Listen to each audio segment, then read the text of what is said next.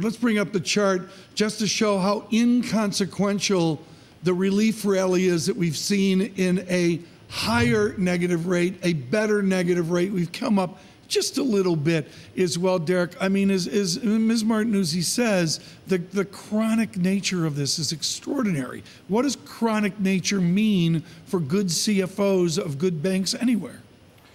Well, you know, it's extremely difficult, and obviously it's about what happens on Thursday. You know, what can the ECB do in terms of the tiering system? But for commercial banking, what does a negative... All of our listeners and viewers are saying, wait a minute, a negative rate? No. What does a CFO say?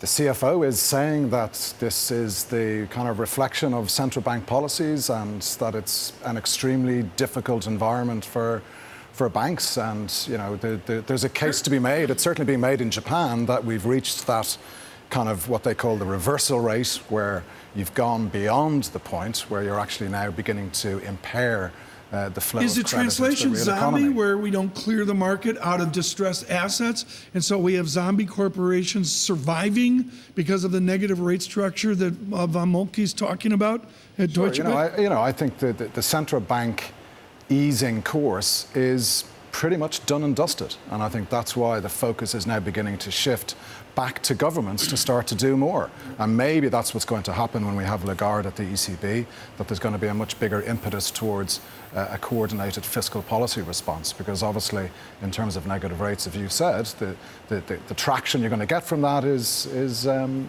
perhaps negative now.